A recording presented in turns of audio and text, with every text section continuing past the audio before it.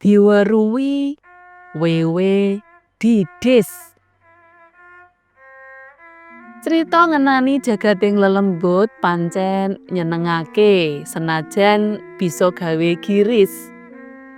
Kaya sing diceritakake kancane penulis sing asmane Widyaningrum saka Semarang.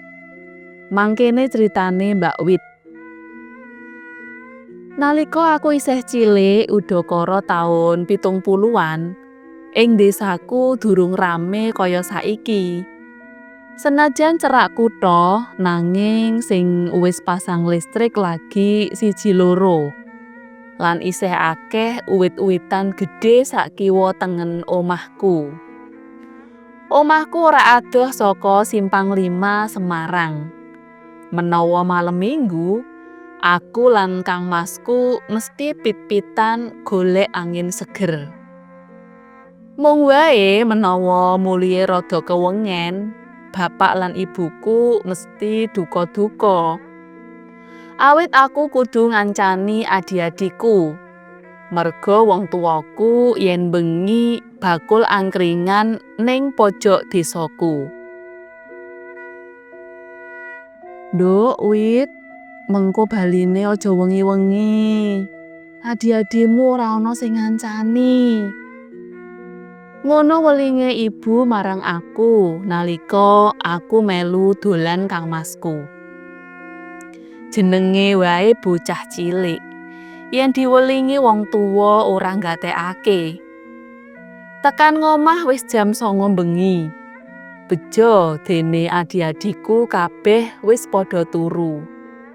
Mbok menawa nalika bapak lan ibuku budal menyang pojok desa, dadak ngenteni aku karo Kang Masku, utawa ngenteni adik-adikku mapan turu. Kang Masku banjur mlebu menyang kamare, dene aku menyang mburi arep bebuang. Keluargaku pancen kalebu sekeng. Durung kuat pasang listrik lan WC-ne wae isih model kuno. WC cemplung alias kakus. Manggone ning ngisor wit nangka, cerak dapuran pring. Cerak WC mau ana watu gedhe sing durung kober didongkel. Lagi wae aku arep menyang mburi, saka kadohan aku weruh wewujudan wong tuwa. Rupane ala, rambute diore, klengsreh lemah. Lagi didis golek tumo. Lungguh slonjor ning dhuwur watu gedhe. Bengi kuwi pancen padang bulan. Mula senajan mburi omahku akeh wit pring, ora katon peteng. Lan cetha banget aku weruh wewujudan kasebut. Aku ora gagas embuh kuwi sapa, wong ngendi, merga aku slak kebelet menyang mburi. Aku durung mudeng sing jenenge memedi. Lagi mudeng sakwise diceritani ibu. Nalika aku nyuwun pirsa ibu ngenani wewujudan aneh kasebut, ibuku ngendika, pancen mburi omahku ana sing tunggu. Sing tunggu mau sakwijining lelembut sing diarani wewe.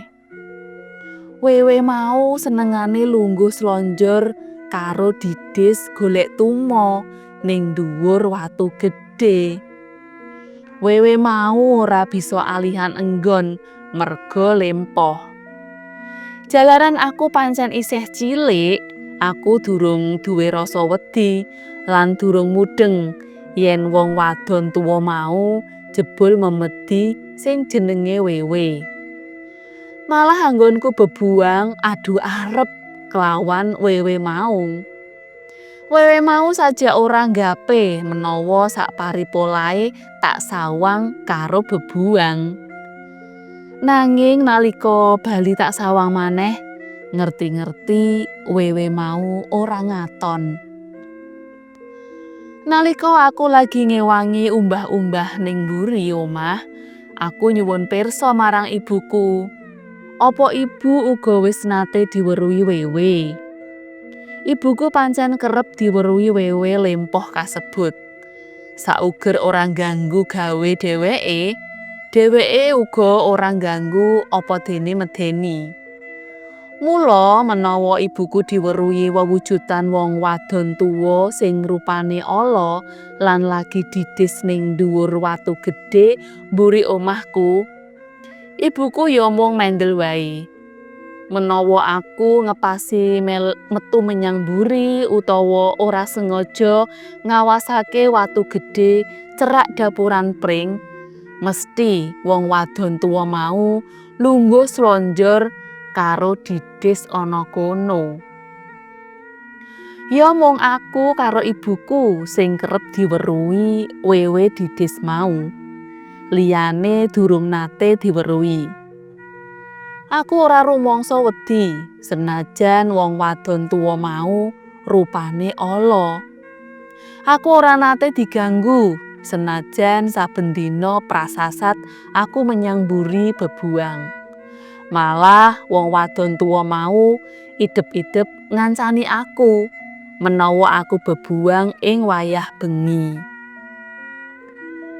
Nalika aku mulih saka sinau, aku kaget merga adikku lanang nangis kekejer.